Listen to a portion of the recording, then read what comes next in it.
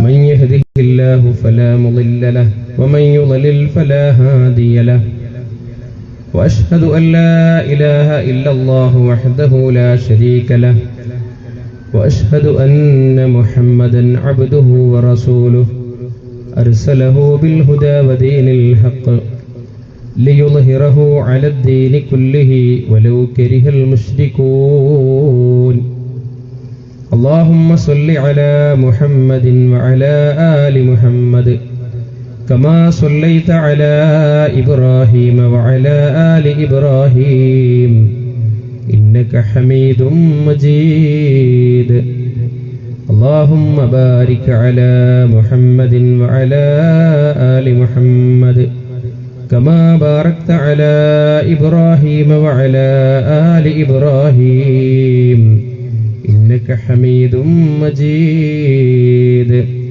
أما بعد فإن خير الكلام كلام الله وخير السنن سنن محمد صلى الله عليه وسلم وشر الأمور محدثاتها وكل محدثة بدعة وكل بدعة ضلالة يا أيها الذين آمنوا اتقوا الله حق تقاته ولا تموتن إلا وأنتم مسلمون أعوذ بالله من الشيطان الرجيم فمن كان يرجو لقاء ربه فليعمل عملا صالحا ولا يشرك بعبادة ربه أحدا. ബഹുമാന്യരായ സത്യവിശ്വാസി സഹോദരന്മാരെ സഹോദരിമാരെ, അല്ലാഹു സുബ്ഹാനഹു വ തആലയുടെ ദീന് പഠിക്കുകയും അത് ജീവിതത്തിന്റെ സകല മേഖലകളിലും പാലിച്ചുകൊണ്ട് തഖ്വയിൽ അധിഷ്ഠിതമായ ജീവിതം നയിക്കുകയും ചെയ്യണേ എന്ന് ആമുഖമായി ഉണർത്തുകയാണ്, വസിയ്യത്ത് ചെയ്യുകയാണ്. അനുഗ്രഹീതമായ റമളാനിന്റെ 29 ദിവസത്തെ നന്മകളിൽ വ്യാപൃതമായ ജീവിതം നയിച്ചുകൊണ്ട് അല്ലാഹു നമുക്ക് നൽകിയിട്ടുള്ള ഈദുൽ ഫിത്തറിലാണ് നമ്മൾ ഒരുമിച്ച് കൂടിയിട്ടുള്ളത്. നമ്മുടെ കഴിഞ്ഞുപോയ റമളാനിന്റെ ഓരോ ദിനരാത്രങ്ങളും നന്മയിൽ അധിഷ്ഠിതമായിരുന്നു. നമ്മുടെ നമസ്കാരങ്ങളിൽ, ഖുർആനുമായുള്ള ബന്ധങ്ങളിൽ, ദിക്റുകളിൽ, സ്വതക്കകളിൽ, എല്ലാ രംഗത്തും വളരെ മുന്നിട്ട് നിൽക്കുന്ന ഏതാനും ദിവസങ്ങളായിരുന്നു നമ്മളിലൂടെ കഴിഞ്ഞുപോയത്.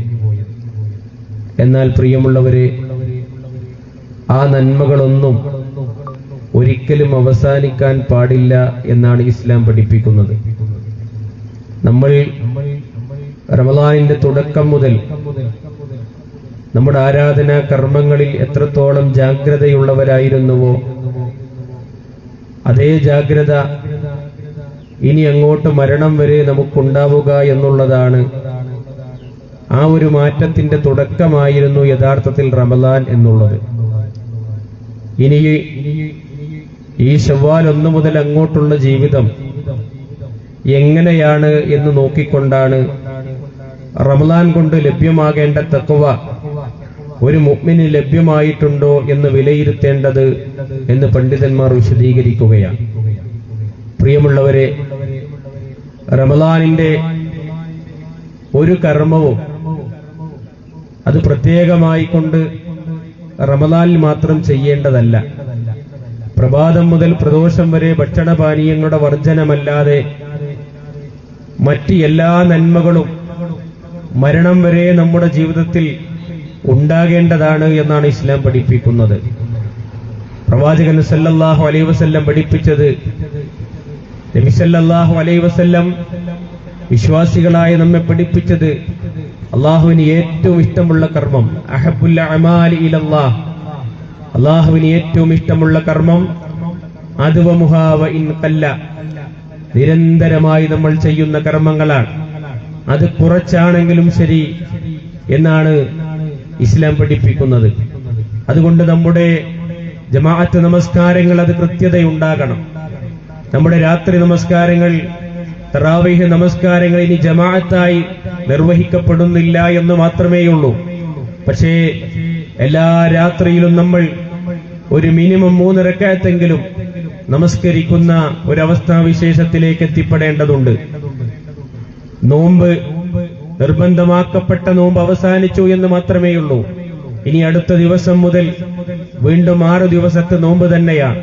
പ്രവാചകൻ സല്ലല്ലാഹു അലൈഹി വസല്ലം പഠിപ്പിച്ചു, റമളാനിന്റെ നോമ്പെടുക്കുകയും സുമ്മത്ത് ബഅഹു സിത്തം മിൻ ശവ്വാൽ, പിന്നെ അതിനെ തുടർന്ന് ഒരു 6 ദിവസം ശവ്വാലിൽ ആരാണോ നോമ്പെടുക്കുന്നത് അവൻ ഒരു വർഷം മുഴുവൻ നോമ്പെടുത്തവന്റെ പ്രതിഫലം ലഭിക്കപ്പെടുന്നവനാണ് എന്നാണ് നബി കരീം സല്ലല്ലാഹു അലൈഹി വസല്ലം പഠിപ്പിച്ചിട്ടുള്ളത്. അതുപോലെ തന്നെ നമ്മുടെ സദഖകൾ, അതുപോലെ തന്നെ നമ്മുടെ ഖുർആൻ പഠനങ്ങളും ഖുർആൻ പാരായണങ്ങളും ഇന്നത്തോടുകൂടി ഒന്നും അവസാനിക്കാൻ പാടില്ല. മരണം വരെ അള്ളാഹുവിനെ ആരാധിച്ച് ജീവിക്കേണ്ടവരാണ് ഓരോ വിശ്വാസികളായ ആളുകളും. അതാണ് വിശുദ്ധ ഖുർആൻ പറഞ്ഞത്, വഅബ്ദു റബ്ബക ഹത്താ യഅതിയകൽ യഖീൻ, നീ നിന്റെ രക്ഷിതാവിനെ ആരാധിക്കണം. ഹത്താ യഅതിയകൽ യഖീൻ, മരണമെന്ന യാഥാർത്ഥ്യം നിന്റെ ജീവിതത്തിലേക്ക് കടന്നു വരുന്നത് വരെ അള്ളാഹുവിനെ നീ ആരാധിക്കേണ്ടവനാണ്.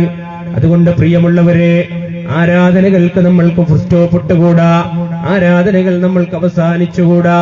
അതേ മരണത്തോടുകൂടെയാണ് നമ്മുടെ നന്മകളെല്ലാം, പ്രിയമുള്ളവരെ, നന്മകളെല്ലാം നിന്നു പോകേണ്ടത്, നന്മകളുടെ അവസാനമുണ്ടാകേണ്ടത് അത് നമ്മുടെ മരണത്തോടുകൂടെയാണ്. അതാണ് അല്ലാഹു സുബ്ഹാനഹു വ തആല പഠിപ്പിച്ചിട്ടുള്ളത്. എന്നാൽ ചില മനുഷ്യന്മാരുണ്ട്, ജീവിതം മുഴുവൻ നന്മകളുമായി നടന്നു പോവുകയും ജീവിതം മുഴുവൻ നന്മയുടെ പ്രവർത്തകനായി മാറുകയും പക്ഷേ അവൻ നരകത്തിലേക്ക് പോകുന്ന ഏറ്റവും ദൗർഭാഗ്യകരമായ അവസ്ഥയുണ്ടാകുമെന്ന് നബി കരീം സല്ലല്ലാഹു അലൈഹി വസല്ലം അവിടുന്ന് പഠിപ്പിക്കുകയാണ്.